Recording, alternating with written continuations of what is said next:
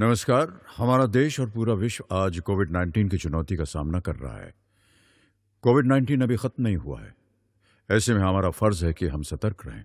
इसलिए जब तक दवाई नहीं तब तक कोई ढिलाई नहीं।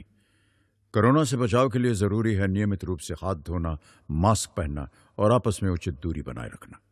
याद रखिए, 2 गज दूरी मास्क है जरूरी। खांसी, बुखार या सांस लेने में कठिनाई होने पर हेल्पलाइन नंबर 1075 पर संपर्क करें। साथियों, मेरा नाम है पवन द्विवेदी, शासकीय उच्चतर माध्यमिक विद्यालय कोटरा सुल्तानाबाद भोपाल। आज हम 12th फिजिक्स के चैप्टर 5 चुंबकत्व एवं द्रव्य की कुछ रिवीजन के क्वेश्चन करेंगे क्वेश्चन आंसर फॉर्मेट में। तो चलिए देख लेते हैं आज हम क्या पढ़ेंगे। पुनरावृत्ति प्रश्न चुंबकत्व एवं द्रव्य, जो कि हमारा अध्याय 5 है, जिसे आप पढ़ चुके हैं। तो पहला प्रश्न है, चुंबक किसे कहते हैं? मैग्नेट। जब आपने चैप्टर शुरू किया था तभी आपको बताया गया है और आपको मालूम है वह पदार्थ जो चुंबकीय वस्तुओं को, चुंबकीय वस्तुएं कौन कौन सी, जैसे लोहा, कोबाल्ट और निकल को अपनी ओर आकर्षित करता है एवं स्वतंत्रता पूर्वक लटकाने पर सदैव उत्तर दक्षिण दिशा में ठहरता है, उसको हम क्या कहते हैं? मैग्नेट कहते हैं। यदि इसको लटकाया जाए स्वतंत्रता पूर्वक तो ये नॉर्थ और साउथ में स्टे करता है। तो ये होता है मैग्नेट। आपने देखा है, लैब में भी देखा है, इस तरह का ये बार मैग्नेट है और यू आकार का नाल चुंबक भी होता है, चुंबकीय सुई भी होती है। नेक्स्ट क्वेश्चन हम देखते हैं क्या है। चुंबकीय ध्रुव किसे कहते हैं? चुंबक के दोनों सिरों पर स्थित वे स्थान जहां पर उसका चुंबकत्व का गुण सबसे अधिक होता है उन्हें चुंबकीय ध्रुव कहा जाता है, मैग्नेटिक पोल कहते हैं। यदि एक मैग्नेट को स्वतंत्रतापूर्वक लटकाया जाए तो जो सिरा उत्तर दिशा में ठहरता है उसको हम कहते हैं उत्तरी ध्रुव N, और जो सिरा दक्षिण दिशा में ठहरता है उसको हम कहते हैं दक्षिणी ध्रुव S। इस तरह से 2 ध्रुव होते हैं मैग्नेट में, N और S। ये ध्रुव थोड़े से अंदर होते हैं। आगे बात होगी प्रभावकारी लंबाई पर, तब हम आपको बताएंगे। चुंबक के 4 गुण, ये आपको लिखना है, आपको समझना है। चुंबक चुंबकीय वस्तुओं को, जैसा कि इसकी परिभाषा में हमने बताया, अपनी ओर आकर्षित करता है, लोहा, कोबाल्ट और निकल को। इससे दूसरा गुण क्या है इसका? इसे स्वतंत्रता पूर्वक लटकाने पर यह सदैव उत्तर दक्षिण दिशा में ठहरता है। सजातीय ध्रुवों में प्रतिकर्षण, यदि 2 चुंबक हों और N ध्रुव उनके पास लाए जाएं तो उनमें रिपल्सन होता है। आपने 2 मैग्नेट को पास लाके देखा होगा, वो जब पास लाएंगे तो दूर दूर हटेंगी, और यदि आप एक मैग्नेट को उल्टा कर देंगे तो वो एक दूसरे से चिपक जाएंगी। इसका मतलब है N और S यदि पास पास हैं तो उनमें आकर्षण होगा, और N और N या S और S हैं तो उनमें प्रतिकर्षण होगा। इसका मतलब ये कि सजातीय ध्रुवों में प्रतिकर्षण होता है, रिपल्सन होता है, और विजातीय ध्रुवों में अट्रैक्शन होता है। चुंबक के एक अकेले ध्रुव को प्राप्त करना असंभव है। इसका मतलब है आप एक मैग्नेट को कितने भी टुकड़ों में तोड़ दीजिएगा, उसका प्रत्येक हिस्सा एक पूर्ण चुंबक होता है, उसमें 2 ध्रुव होते हैं, N और S। प्रत्येक अणु पूर्ण चुंबक होता है जिसमें N और S 2 ध्रुव होते हैं। तो एक अकेले ध्रुव को प्राप्त नहीं किया जा सकता। चुंबक को पटकने पर, पीटने पर, उसे आग में रखने पर उसका चुंबकत्व का गुण समाप्त हो जाता है। तो ये चुंबक के कुछ प्रमुख गुण हैं, इन सबको आप नोट करते जाइए। जो मैं बात कह रहा था, चुंबक की इफेक्टिव लेंथ, प्रभावकारी लंबाई किसे कहते हैं? चुंबक के दोनों ध्रुवों के बीच की दूरी को उसकी प्रभावकारी लंबाई कहते हैं। यह उसकी ज्यामितीय लंबाई की 5/6 गुनी होती है। देखिए, वास्तव में ये फार्मूला हो गया 2L। हम प्रभावकारी लंबाई गणितीय गणना करते हैं, डेरिवेशन निकालते हैं, तो उसमें आसानी हो जाती है, इसलिए लेंथ को हम 2L लिखते हैं, क्योंकि मध्य बिंदु से हमको अक्षीय और निरक्षीय स्थिति में यदि तीव्रता निकालनी होती है तो आसानी हो जाती है। मध्य बिंदु से उसकी दूरी L हो जाती है ध्रुव की, तो उसको हम इजीली पुट कर सकते हैं, D+L, D-L। ये डेरिवेशन आपने किए होंगे। तो ये क्या मतलब है इसका? ज्यामितीय लंबाई, यानी इस मैग्नेट की ये पूरी लंबाई, ये ज्योमेट्रिकल लेंथ है इसकी, और ध्रुव थोड़े से अंदर होते हैं, अंदर होते हैं, यानी ये जो लंबाई है ये प्रभावकारी लंबाई है। हालांकि डेरिवेशन करते समय हम इस पूरी लंबाई को 2l ही लेते हैं, लेकिन एक्चुअल फार्मूला क्या है, ज्योमेट्रिकल लेंथ में आप 5/6 का गुणा करेंगे तब उसकी इफेक्टिव लेंथ आएगी जो कि 2l होती है। नेक्स्ट क्वेश्चन देख लेते हैं, 5th क्वेश्चन। चुंबकीय क्षेत्र रेखाएं, मैग्नेटिक फील्ड लाइंस क्या कहलाती हैं? देखिए, एक मैग्नेट और एक मैग्नेटिक नीडल को आप रख के चुंबकीय क्षेत्र रेखाएं बनाते हैं। तो किसी भी चुंबकीय क्षेत्र की क्षेत्र रेखा वह काल्पनिक वक्र है जिसके किसी बिंदु पर खींची गई स्पर्श रेखा उस बिंदु पर चुंबकीय क्षेत्र की दिशा को प्रदर्शित करती है। मैग्नेटिक फील्ड को या चुंबकीय क्षेत्र की तीव्रता को ग्राफिकल रिप्रेजेंट करने के लिए जिस तरह से हमने विद्युत बल रेखाएं फर्स्ट चैप्टर में पढ़ी हैं, उसी तरह विद्युत क्षेत्र रेखाएं इलेक्ट्रिक फील्ड लाइंस पढ़ी हैं, उसी तरह से मैग्नेटिक फील्ड लाइंस खींची जाती हैं जो उस जगह पर मैग्नेटिक फील्ड की इंटेंसिटी को शो करती हैं। उस पर यदि एक स्पर्श रेखा हम खींचें तो वो चुंबकीय क्षेत्र की दिशा को प्रदर्शित करती है। ये मैग्नेटिक फील्ड लाइंस हैं, उत्तरी ध्रुव से दक्षिणी ध्रुव की ओर जाती हैं। ये देखिए, उत्तरी ध्रुव से दक्षिणी ध्रुव की ओर जाती हैं। तो यहाँ पर यदि हम एक स्पर्श रेखा खींचेंगे तो ये उसका डायरेक्शन बताएगी। यहाँ यदि स्पर्श रेखा खींचें तो चुंबकीय क्षेत्र की तीव्रता की दिशा ये होगी।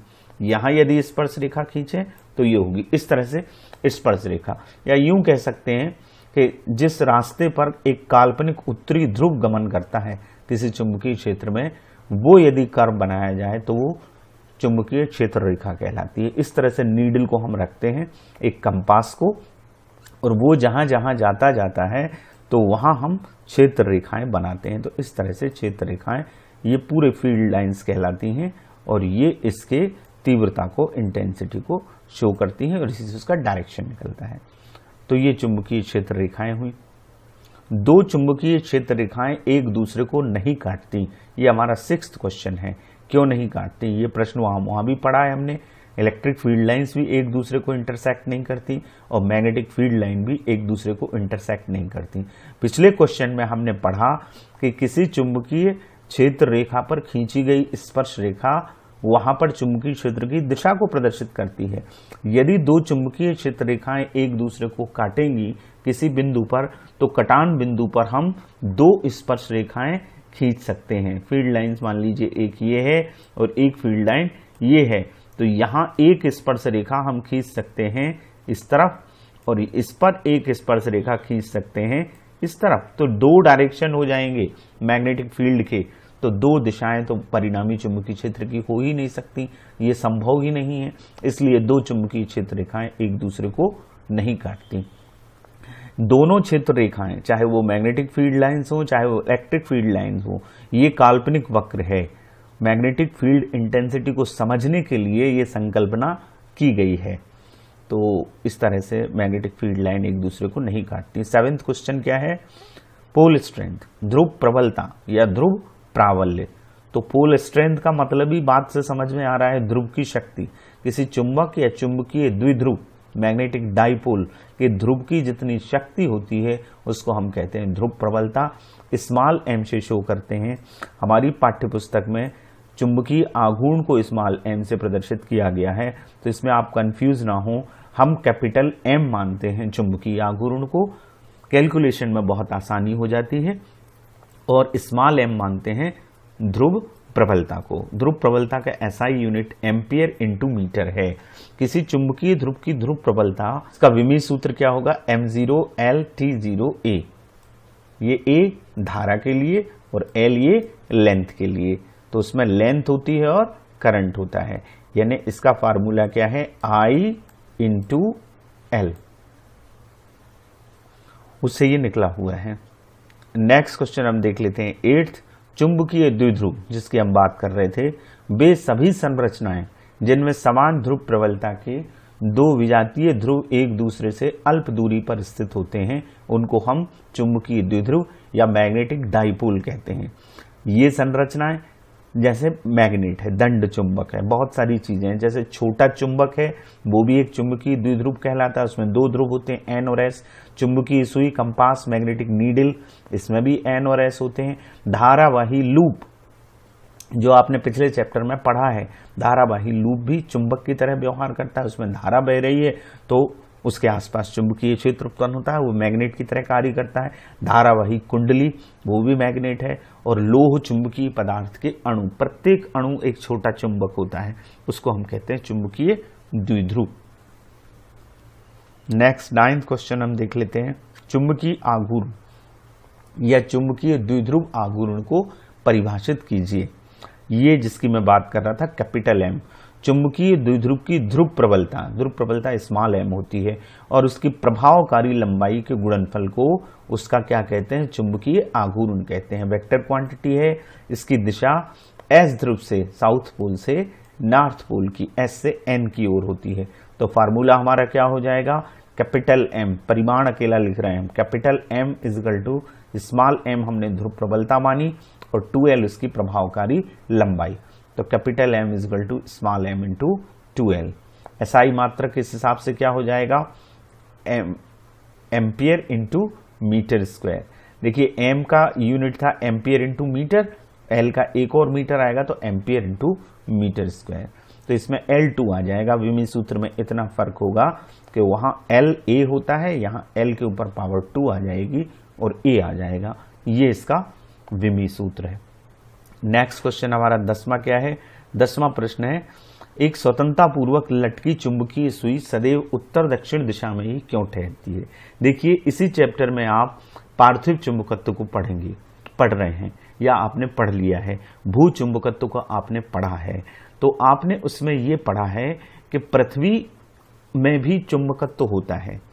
चुंबकीय सुई सदैव उत्तर दक्षिण दिशा में ठहरती है, इसका मतलब ये है कि उत्तर में इसको आकर्षित करने वाला कोई एक चुंबक का ध्रुव है, वो चुंबक का चुंबकीय ध्रुव है। चुंबक का चुंबकीय क्षेत्र जो है, चुंबक का जो ध्रुव है, उत्तरी ध्रुव वो दक्षिण दिशा में होता है और दक्षिणी ध्रुव उत्तर दिशा में होता है, इसलिए इस पर एक बल आघूर्ण लगता है। जब चुंबक को स्वतंत्रता पूर्वक लटकाया जाता है तो उस पर चुंबकीय क्षेत्र के क्षैतिज घटक, किसके, पृथ्वी के चुंबकीय क्षेत्र के क्षैतिज घटक H के कारण एक बल आघूर्ण लगता है जो चुंबक को घुमाकर उत्तर दक्षिण दिशा में ले जाता है। हमने जो चुंबक लटकाई है उसका उत्तरी ध्रुव उत्तर दिशा में ठहर रहा है, इसका मतलब है जो पृथ्वी की उत्तर दिशा है वहां पर पृथ्वी के चुंबक का दक्षिणी ध्रुव है और जो दक्षिण दिशा है वहां पर उत्तरी ध्रुव है, इसलिए वहां आकर्षण होता है, विपरीत ध्रुवों में आकर्षण होता है। तो एक तरह का बल आघूर्ण लगता है और बल आघूर्ण के लिए चूंकि चुंबकीय क्षेत्र के पूरे पृथ्वी के चुंबकीय क्षेत्र के लिए ज्यादातर क्षैतिज घटक ही रिस्पॉन्सिबल है, तो क्षैतिज घटक के कारण उस पर एक टार्क लगता है जो उसको उत्तर दिशा में ले जाता है एन ध्रुव को, इसलिए सदैव वो उत्तर दक्षिण दिशा में ठहरती है। 11th क्वेश्चन हमारा है, चुंबकत्व का गाउस नियम क्या है। गाउस नियम आपने फर्स्ट यूनिट में भी पढ़ा है इलेक्ट्रोस्टैटिक्स में, phi E = Q/ε0, और यहाँ उसी तरह का गाउस नियम है, किसी बंद पृष्ठ से गुजरने वाला कुल चुंबकीय फ्लक्स शून्य होता है। चुंबकीय फ्लक्स B और S का मल्टीप्लीकेशन, क्या मतलब हुआ इसका, चुंबकीय फ्लक्स को phi सफिक्स B कहते हैं, इलेक्ट्रिक फ्लक्स को phi सफिक्स E कहते हैं।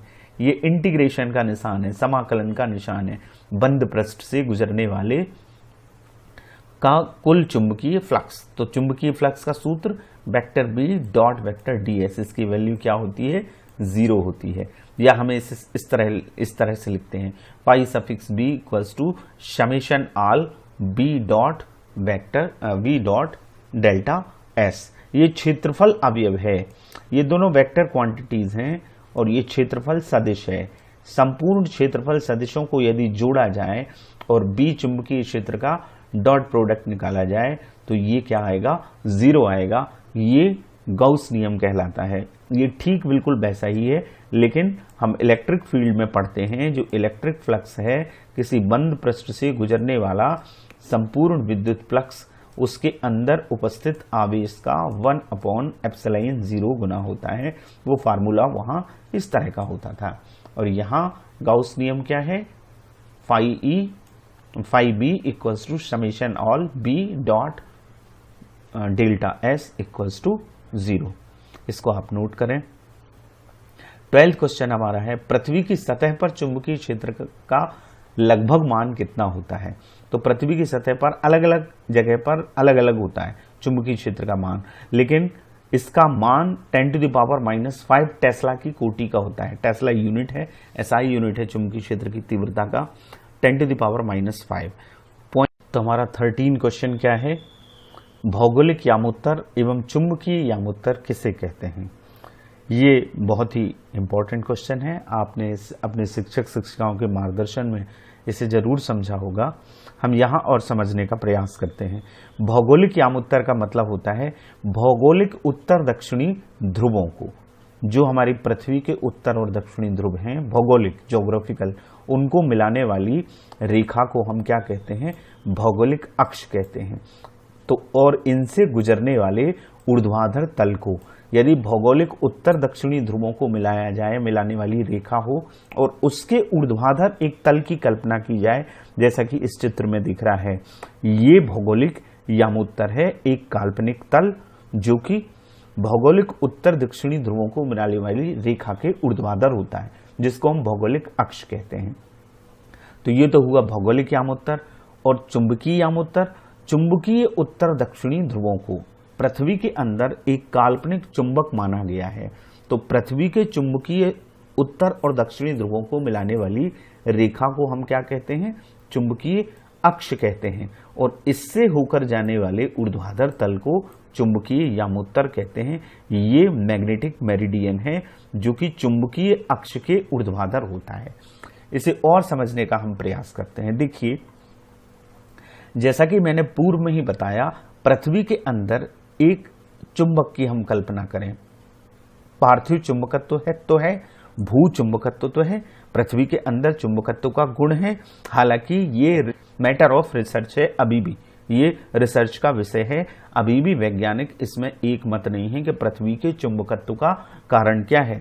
गिलबर्ट ने अपना मत दिया और भी वैज्ञानिकों ने दिया, लेकिन ये कन्फर्म है कि पृथ्वी के अंदर चुंबकत्व का गुण है, तभी चुंबकीय जो सुई है वो उत्तर दक्षिण दिशा में ठहरती है। और कई इसके एविडेंस हैं।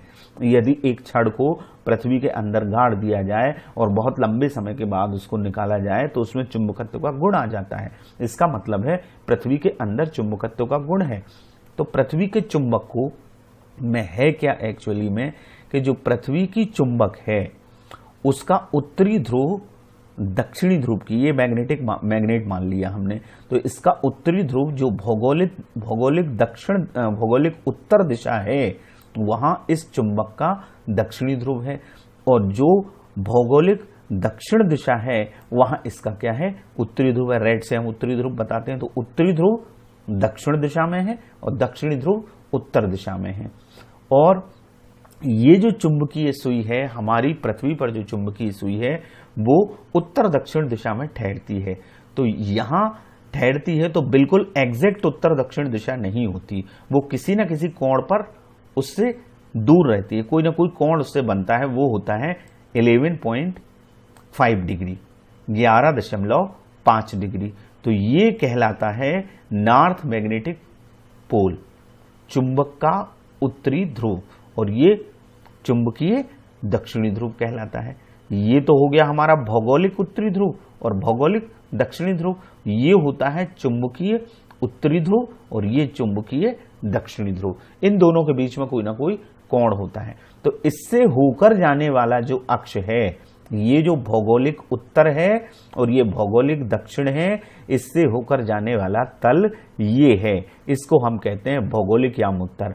और इससे होकर जाने वाला ये चुंबकीय अक्ष है, चुंबकीय उत्तरी ध्रुव और चुंबकीय दक्षिणी ध्रुव, नॉर्थ मैग्नेटिक पोल और साउथ मैग्नेटिक पोल।